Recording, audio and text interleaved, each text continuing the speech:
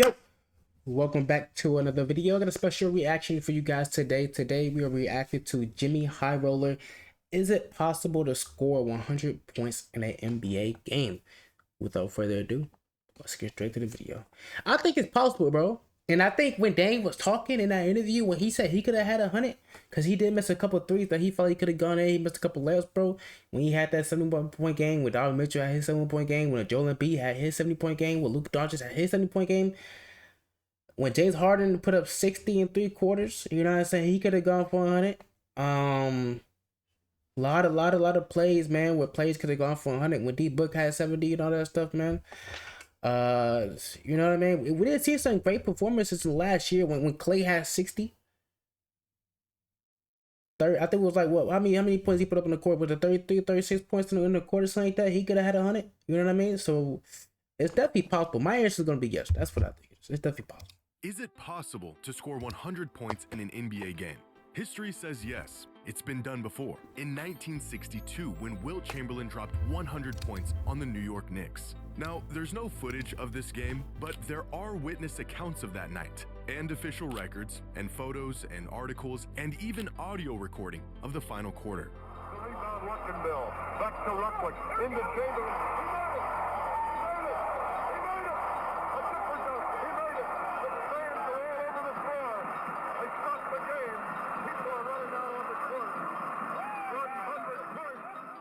Improbable. Hey, Yeah, that should be all the proof you need right there, bro. Needed to have a night For like y'all to this say it's are not just real. as rare as having the ability to pull off a night like this. But is it possible?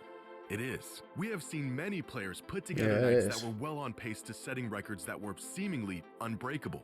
So if it can be done, and it has been done, why has no one reached the mythical 100-point threshold in nearly 65 years? Well, just the other night, we got a glimpse at what it would take and what kind of player it would take to score triple digits in It will take Wemby, bro. Like that's the answer. It will take Wemby. It'll take Wemby. a single game. The only thing standing between him and this Goliath of a point Wemby or Curry, bro. total is an extremely unlikely set of circumstances that may never happen again. Wemby or Curry, bro. Today's video is sponsored by SeatGeek. Hey, come on, bro. 1000 exclusive served by my SeatGeek. Have the code off any ticket. Weeks ago, Victor Wembanyama. SeatGeek.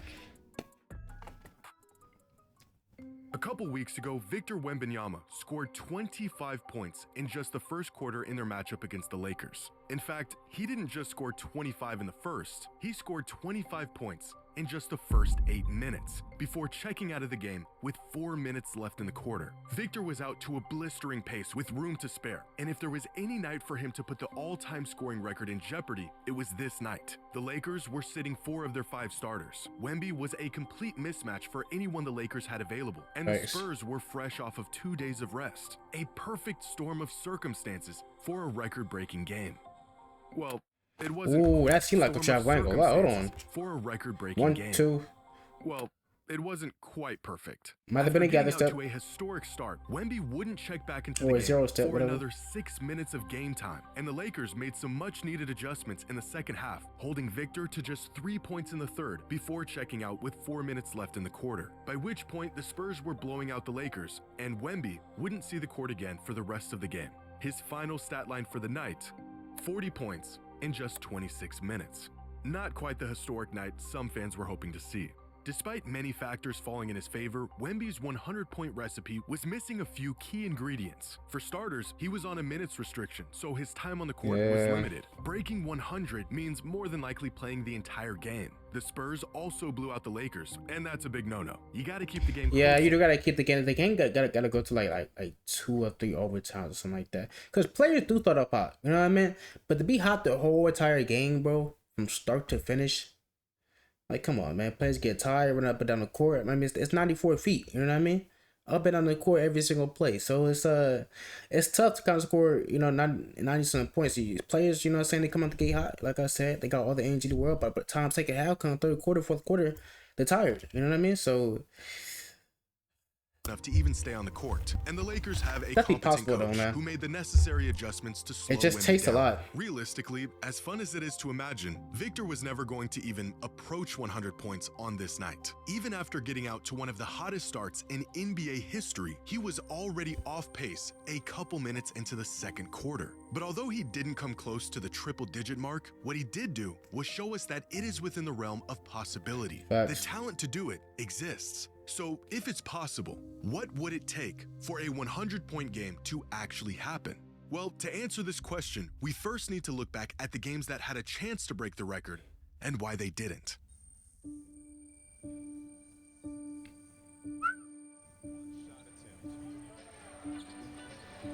Towns on the attack, off window for two. I don't know who those players are, bro.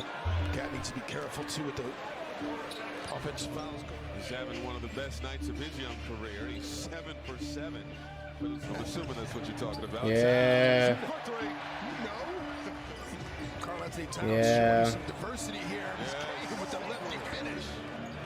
6 turnovers. Towns pump fake, fires. Oh, again! 6 for 6. It's the night or it's the position. Towns 32. Towns, no hesitation. Swish! Oh, he's firing from Duluth. On January 22nd, 2024, Karl Anthony Towns put together the best scoring performance in the first half of a game in NBA history. 44 What? points in just the first 2 quarters, which at first glance sounds like it's just behind pace of a 100-point game. But points do not come in a linear fashion. We Yeah. don't know the exact pace of Wilt's 100-point games since there's no video of it and play-by-play data wouldn't exist for another 35 years. But we do know how no Bro, video the of fact it that he shot over 50% from the field on a 100-point game, I understand he's a big, he might want to take a threes and stuff. I mean, it's still impressive. And the fact that he only missed 4 free throws, bro, it's like, what, 85% or something like that, dude? and play-by-play data wouldn't exist for another 35 years. But we do know how many points Wilt had at the end of each quarter and how many points he had at key moments throughout the fourth quarter. During Wilt's 100-point game, he scored 41 points in the first half. Karl Anthony Towns was actually ahead of pace. He put up 59 in the second half? And he stayed ahead of pace clear up until midway through the third quarter, a pace that he might have been able to keep if he wasn't subbed out of the game with 6 minutes left in the third and wouldn't return for 4 minutes of game time. A brief period with 0 points on the board that completely stalled out his scoring and killed his chances of a 100-point game. But unlike Cat, who managed to stay in the game long enough to have a chance clear into the third quarter, a lot of big scoring nights don't even get that far. On January 26, 2020, a lot of big scoring nights. Y'all lost that game too, bro. I forgot about that. I can't see the score because it's like covered up and everything, man. But they lost that game, dog. I ain't gonna lie. If I'm in the NBA and I'm dropping 60, bro, we lose, bro. We got a problem, dog. Nights don't even get that far. On January 26, 2024, in a game against the Pacers, Devin Booker racked up 31 points with 11 minutes to go in the second quarter, which gave him 3 full quarters to score the other 69. Booker was about as far ahead of 100-point schedule as a player can get. At the rate he was going, 100 points was possible on this night. Until it wasn't. Unfortunately, Booker's first quarter barrage did not stop the Suns from maintaining their regular substitutions. And just 2 minutes into the second quarter, he got sent to the bench and would spend the next 7 minutes of game time watching from the sideline. That's tough, bro. I ain't gonna lie. That's nasty. But at the same time, coaches aren't putting in their players and gonna be like, hey, I understand you're in the heater, try to hit 100. Like, you know what I mean? Like they understand that players are hot and everything, all that stuff, bro, and they're on heaters, but at the same time, they want to give the rest because, I mean, coaches never know what's going to happen in the fourth quarter, and you don't want to keep your players in trying to hit a high-scoring performance. Then fourth quarter get here, and you need him in the clutch because it's a close game, but he's too tired. You know what I mean? So, that's probably why he's set up for so long, too. 31. He's probably tired, probably needed all the rest he can get. Going into the half, Booker had 37 points and would never return to that 100-point pace. 31 points in just the first 13 minutes, another 31 points over the next 35 minutes. An early game scoring outburst that trails only one game in the history of the NBA. Before Thanksgiving, as we go right to work, Kevin Love came to the ball against Plumlee. The fadeaway, Plumlee, good defender. Kevin Love knocked it down. Making other guys beat him. Okay, Love was on the heater. LeBron James gave it up. Nasty passes by LeBron. Are you serious? Any given time, just doing a lot of different. Love again. Oh, come on. He's gone. Video game. Davis came to cut and left Kevin Love open. Of course he made it. What else? Go back, Turner down. Faces up. Edwards. He's got 34. Not much you can 34 in the first. Kevin Love. And one of the great performances in Cleveland basketball history. On November 23rd, 2016, Kevin Love had the single greatest quarter in the league's history up to that point. During Wilt's 100-point night, he scored 23 points in the first quarter. In Kevin Love's historic first quarter, he scored 34 points, giving him 3 full quarters to put up another 66. How did his final 3 quarters play out? He didn't score another point until halfway through the third quarter, only put up 6 more shots for the remaining play out. He didn't score another point until halfway through the third quarter, only. Dang, bro, he went a whole 18 minutes without scoring, bro. That's what I'm saying, bro. Players get tired, though. Like, it's possible, but you need a guy who's gonna go all 48 minutes, who's gonna be able to run up and down the floor 94 feet and just be able to fight fatigue, man, head on. Put up 6 more shots for the remainder of the game and finished with 40. Starting a game ahead That's of 100 nasty. point pace is extremely difficult. Maintaining that pace is nearly impossible. Teams adjust, players get tired, they shoot themselves into exhaustion. The law of averages brings them back down to earth. If we look at these all-time high scoring performances, many of them suffer from exactly this. A steep climb to 50, 60 points, and then a slow, excruciating last push to about 70. Teams get prideful, their ego takes over. If not for adjustments and heightened defensive pressure, pride and ego alone will drive an opposing team to preventing a historic night at their expense. It gets to a point where they will gladly give someone else an open literally, bro. Like, at that point, bro, when a player's hot, bro, and they're under the historic night, but the other team doesn't even care about winning at that point. Just make sure this guy doesn't put up 80 on us, bro. Just make sure this guy doesn't hit the history books against us. That's basically what it is, bro. Yeah, if it means they can stop the guy on the verge of a league record. You can see these moments of exhaustion, substitution, or even dry spells sprinkled throughout this chart, where their scoring completely flatlines. If a player wants to reach the coveted triple-digit mark, they cannot afford to let their foot off the gas for even a moment. It's a dilemma that has prevented many of the greatest scoring nights from becoming the greatest scoring night. Start the game out too hot, and you'll either tire yourself out, or the other team will hone in on you for the rest of the game like a pack of wolves. Get out to a slow start, and the defense won't have time to adjust, but no amount of scoring will get you back onto record-breaking pace. One of the crucial ingredients to Wilt Chamberlain's 100-point game: he played every single minute of that game. Yeah, that's not like. In fact, outside of missing the final 8 minutes of a midseason game due to a technical foul, Wilt played every minute of every game that season. So not only did he have the stamina to pull off a feat like this, an entire season of Bro, that's what I'm saying, bro. Wilt gotta be one of the most athletic players, like one of the best athletes of all time, bro. The fact that he's playing every single minute of every single game, I don't know back then if they had back-to-back games or anything like that, bro, or how many days they had off, bro, between games, but this is insane, dude. I mean, does it do it get tired or what? Like, you know what I mean? Like, seeing the bench primed him for a performance like this. Wilt didn't get tired because he never got tired. Where was the pack of wolves that should have descended on him long before he hit 100? 7-1. Well, there wasn't one. The Knicks starting center was out for the game because he was sick. Their backup center tried his best but fouled out of the game in just 20 minutes. And the only guy left to guard the best, most physically imposing player in the world was a scrawny 6'8" rookie playing in just his 57th career game. The last words uttered from the backup center before he fouled out of this infamous game: "Why don't you just give the guy 100 now and we'll all go home?" So what happens when a player doesn't work themselves into exhaustion? When they refuse to cool off, the defense is incapable of slowing them down, and they are only getting hotter as time goes along. Well, this brings us to the next ingredient of a 100-point game, and quite possibly the biggest reason why we may never see one again: the dreaded coach's decision. Yeah. Now, one might think that the best example of a player approaching the most points in a single game is, of course, the second most points in a single game, Kobe Bryant's 81 in January of 2006. And although this final result comes closer to 100 than anyone else ever has, the details of this game tell a different story. On his way to 81 points, Kobe had 53 going into the fourth quarter. The one crucial factor that pushed him to Dang, going to the fourth quarter, he put up like what? That's 28 points, huh? his grand total of 81. That's how you get off the game hot.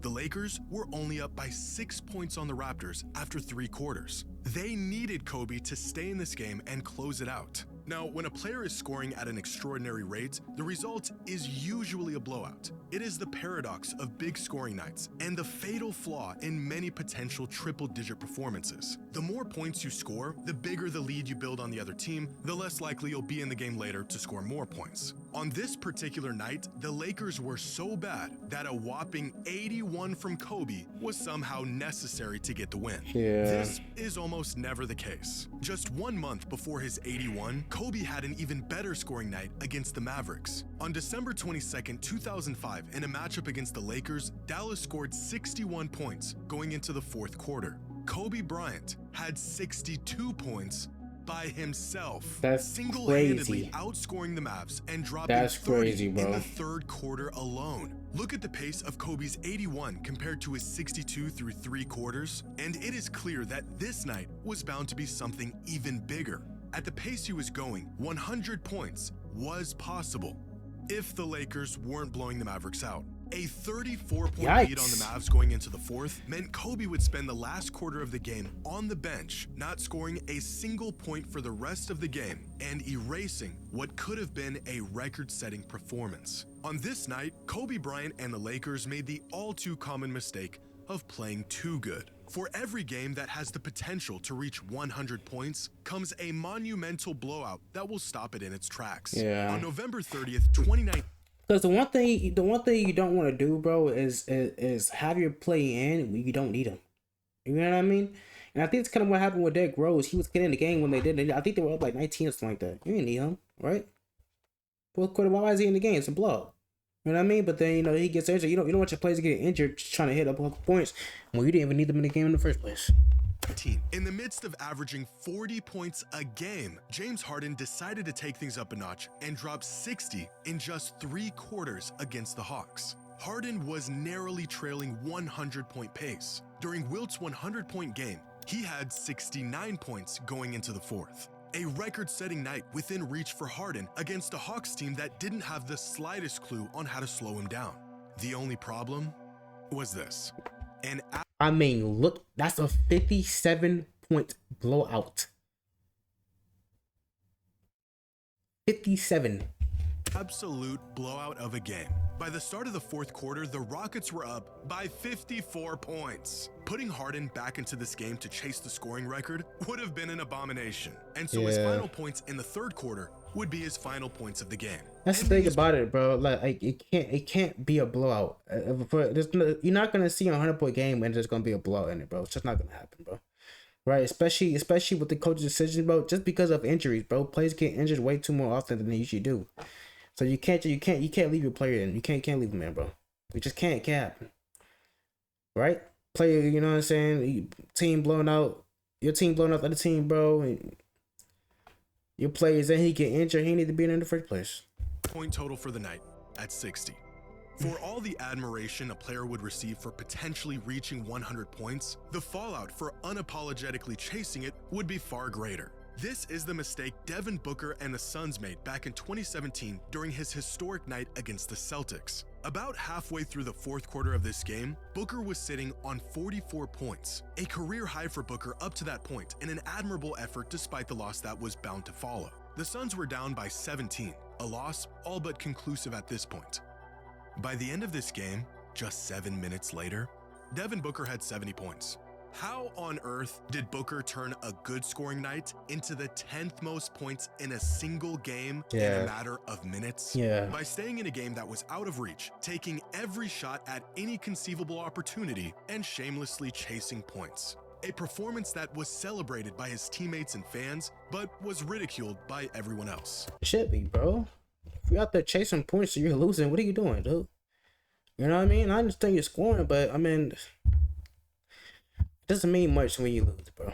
Because Devin Booker had broken one of the unwritten rules in basketball. The informal rule that a player is not allowed to be force-fed shots during garbage time of a blowout. And any attempt to do so, especially when chasing a record, will be void of any credit. But you also cannot stay in a game to chase numbers and pad your stats while up by so much that you have no reason to even play the final minutes of the game. Which means despite a player scoring more points than he ever has, the game must be close enough to justify scoring more. Correct. And this is the final and most consequential ingredient to a 100-point game: breaking the unwritten rules. Leading up to Wilt's 100-point game, the most he had ever scored in a single night was 78, and it took him 3 overtimes to pull it off. Even for Wilt, 100 points was a complete anomaly resulting from circumstances manufactured by him and his team.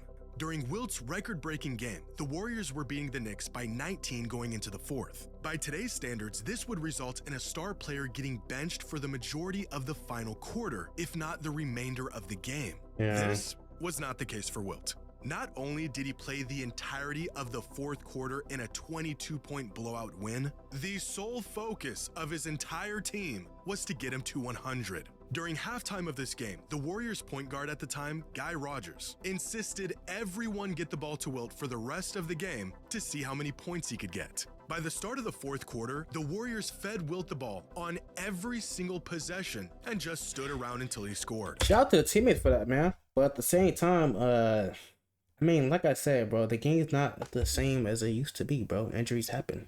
When he missed, their job was you to would hate grab to the happen. offensive You would rebound hate for that and to give it happen back to your him. best In player, a last-ditch effort to stop because he was Wilt in from the game scoring when he was 100, up by 30. The Knicks began to intentionally run the clock out and waste as much time as possible on offense, while down by 20. At that point, conceding the loss was a much better fate than getting 100 dropped on their heads. Unfortunately, they didn't prevent either one of those. To combat this tactic, Warriors head coach Frank McGuire began intentionally fouling the Knicks to stop the clock and get possession of the ball as fast as he could to get it back to Wilt. It was a quarter of basketball that resembled something closer to the Harlem Globetrotters than it did an actual NBA game.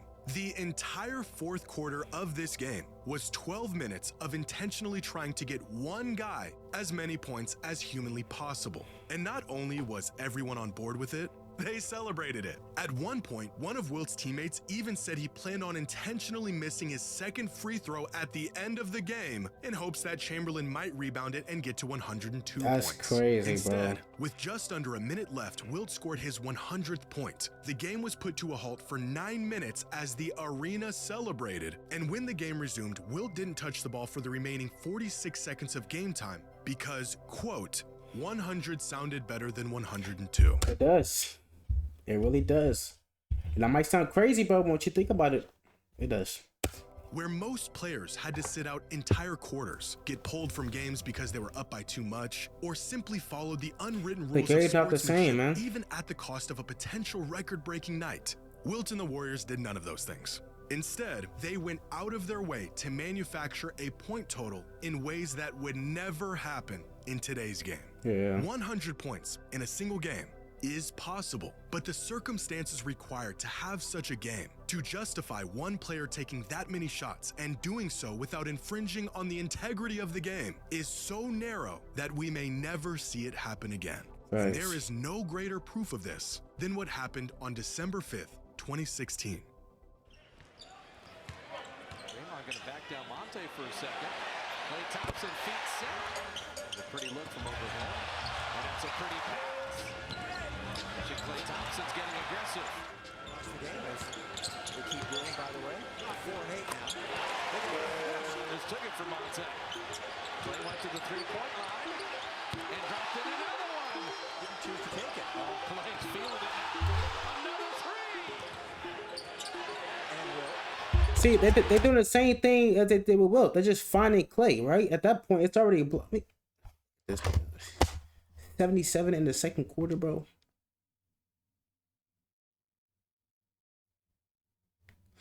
Anyway, like it's so many things that have to come in play. It has to be a close game. You have to force feed that guy the ball the whole entire time. But he has to play almost every minute of the game. Or the game has to go to like 3 overtimes or something like that, man. You know what I mean? Like it. Has 40 in the first half. Clay's three. There it is. Warriors are having fun. Clay for three. Good. More than Durant. More than Curry. What a night at all. In what would go down as quite possibly the greatest display of shooting in NBA history, on December 5th, 2016, Klay Thompson scored 60 points on the Indiana Pacers in just 3 quarters. But it wasn't simply 3 full quarters of action. Klay Thompson scored all 60 of his points in just 29 minutes on the court. A performance unlike anything the NBA had seen since Wilt's 100. Facts. Because not only did Klay start the game on 100-point pace, despite getting subbed out of the game for an entire 6-minute stretch between the first and the second quarter, Klay managed to stay on 100-point pace longer than anyone else ever has. Facts. During Wilt's 100-point game, he scored 2.08 points per minute played. On Klay's historic night, he scored 2.07 points per minute. Now, we don't know the exact number of points Wilt scored in the minutes leading up to the fourth quarter, but based on accounts of that game, by the time Klay hit 60 points and was pulled to the bench, Wilt had 64 points. If there was ever a time we could have witnessed a player score 100 points It would have with been our Klay. own eyes, this was the game. Yeah, it would have Klay been was Klay. on fire. He was keeping his pace, and he was doing so on ridiculous efficiency. The Warriors had a system tailor-made to get shooters open and counter double and triple teams, and the Pacers had no answer for him. And then this happened. 60 for Klay Thompson. You had 60 in 3 quarters. What do you think would have happened if you had the chance to play in the fourth? Who knows? Hopefully, I don't know. I don't know, Raj. That's a great question, but who knows?